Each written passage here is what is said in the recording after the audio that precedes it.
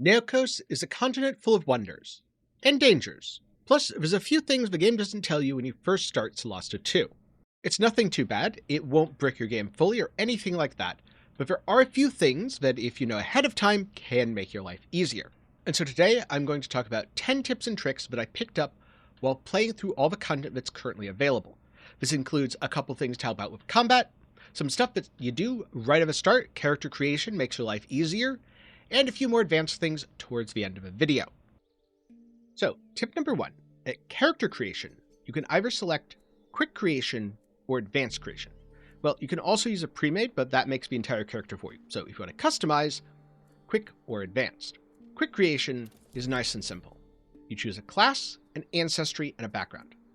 Class is basically your character's role. So a fighter, think melee attacker, though they're pretty good with a bow as well. Also, they have second wind, so they can heal themselves. Then you pick an ancestry. Think this as your race, so you can be a human fighter. Then pick your background. For this, you want something that complements your class. Say an academic fighter, well, you will get a bonus to dexterity, which might be okay. But you're primarily a strength dex class, and this gives con, also pretty good, and intelligence, which isn't going to help you at all. So maybe something a little bit different. Wanderer, which is pretty much the classic strength, dex, con. Everything you're going to be using. If you plan to play a straight fighter, I recommend sticking with a simple template, at the very least if you're anything like me, because I got a little bit overwhelmed with all the options when I went to the advanced. But that brings me to tip number 2, which is if you're thinking of multi-classing or playing certain subclasses, you should use the advanced character creator. For example, normally a fighter's probably going to value their strength a little more than their con. But if they want to become an Aether Warden, they end up being sort of a half-caster. And this means you can go into the abilities template and maybe lower your dexterity and raise your constitution, because Aether Wardens use constitution as their caster stat. Something similar would happen if you're playing a rogue and you want to go Shadowcaster, where you'd want to invest into intelligence, which normally isn't useful for rogues, but is going to be your casting stat as a Shadowcaster. Alternatively, if you were, say, going to be a hybrid class, if you wanted to go both fighter and paladin, or fighter and rogue, you'd want to adjust your stats accordingly. A fighter rogue might lean heavily into dex, since rogues gain bonuses for using finesse weapons. A fighter paladin might want to pick up a bit of charisma. Now, tip number 3, rest often. You should try to rest after every combat, at least when the game lets you. This is because resting allows you to heal up and regain resources, things like a fighter's second wind. And most of the time, this is going to be a short rest. Now, a short rest restores some spells, some class resources, and even lets you roll healing dice to restore health on injured characters. But until you long rest, those healing dice are not replenished, so if you heal on your first rest, you'll have less healing available for your second. Also, after 4 short rests, you're going to need to take a long rest anyway. Which brings me to tip number 4, long rest to level up. That's right, long rests are how you level your character. They require rations, and you need to do them at a campfire. But they will restore all health, all character resources, and allow you to allocate a new class level. So, for example, if you have level 1 fighter, you could take level 2 fighter, or like I mentioned before, you could go level 1 fighter, level 1 rogue, making your character multi-class. It should also be noted that you can long rest while traveling out in the world. You can use this to heal without spending any rations or needing to find a campfire, as your party does survival checks and they're able to forage for supplies. But when long resting out in the world, you cannot level up. So you will need to find that campfire at some point. Now, the next few tips are combat focused. But before I get into them, a quick reminder that if you're enjoying the video, do be sure to leave a like. It really helps out the YouTube algorithm. Also, if you want to see more content, get subscribed and keep a lookout for more Solasta 2 guides, reviews of other games I play, and much, much more. Tip number 5. Swapping weapons is a free action. And this is important for a couple reasons. For example, let's say I wanted to cast a spell like Inflict Wounds or Heal Wounds or Guided Bolt. Well, you'll notice it doesn't let me cast because it says no free hand. So I can quickly swap. I have a weapon set in my offhand with just a javelin. Now I have a free hand, And now I can cast any of my nice paladin spells. Another reason that I might want to weapon swap in combat is to do a ranged attack on a melee character. Blaine here cannot hit any of the enemies. Now he could run all the way over to fight the guy, or he could swap to the javelin and just throw it at them. This way he's able to get out an additional attack. Like so. And then I just weapon swap back to the shield so that I'm in position to tank for my party if an enemy gets into range.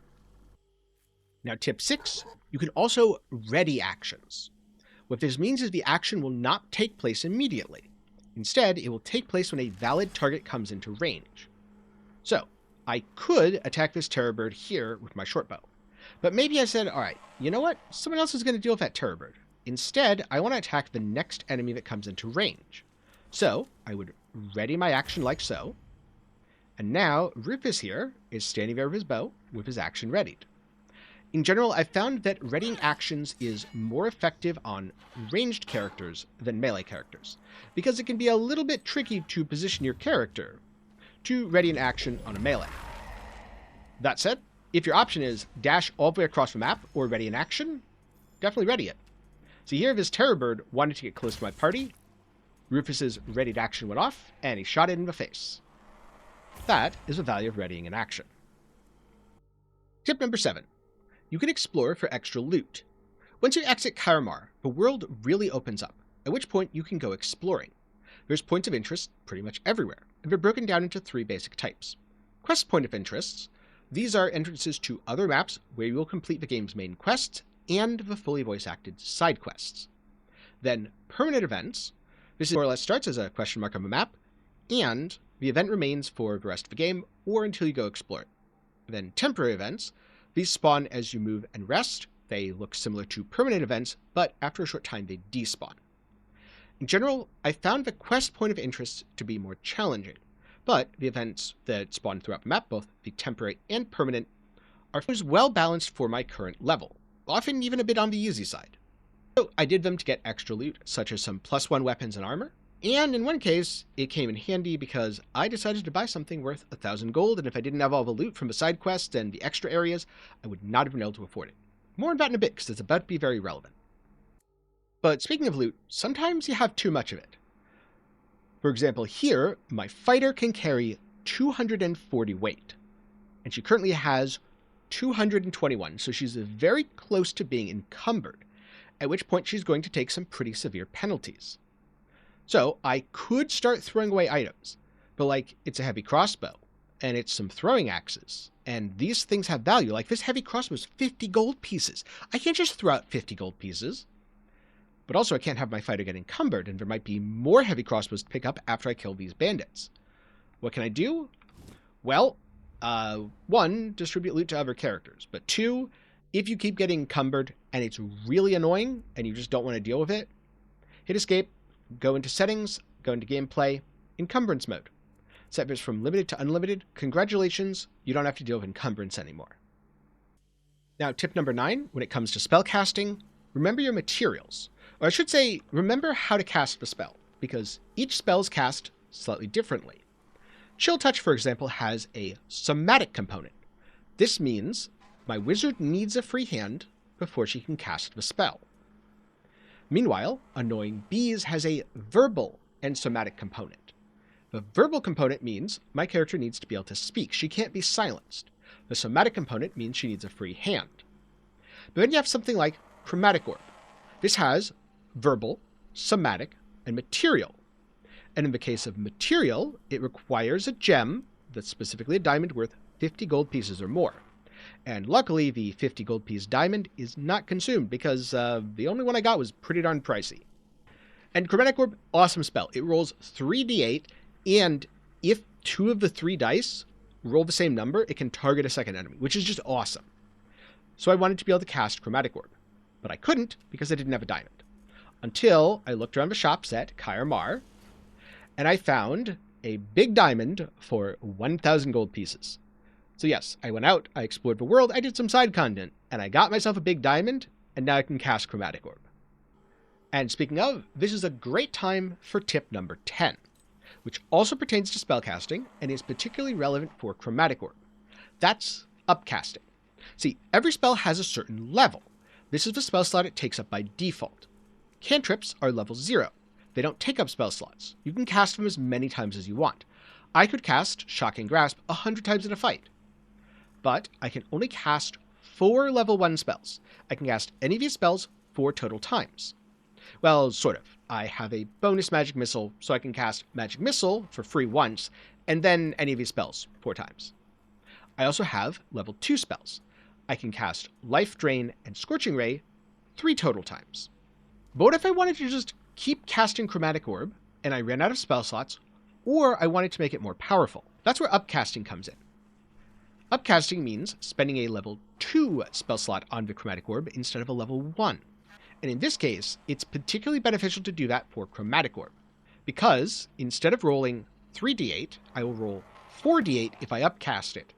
And instead of being able to have the orb leap to one other target, it'll be able to leap to 2 other targets. At least provided I roll enough d8s and the same numbers on them. So, I just click this little arrow here to upcast. I select that I want to use the level 2 spell slot instead of a level 1. I click this. I click the Terror Bird. I rolled 15, 2 6s. I rolled an awesome crit. And sadly, I missed on the 3rd Chromatic Orb. But hey, that was sick. I absolutely nuked one of the Terror Birds and did significant damage to another one. Plus, whoever was targeted up here, the Hunter of a Terror Bird, they're probably shitting themselves. So yeah, upcasting is very effective, especially on spells like Chromatic Orb that gain additional bonuses.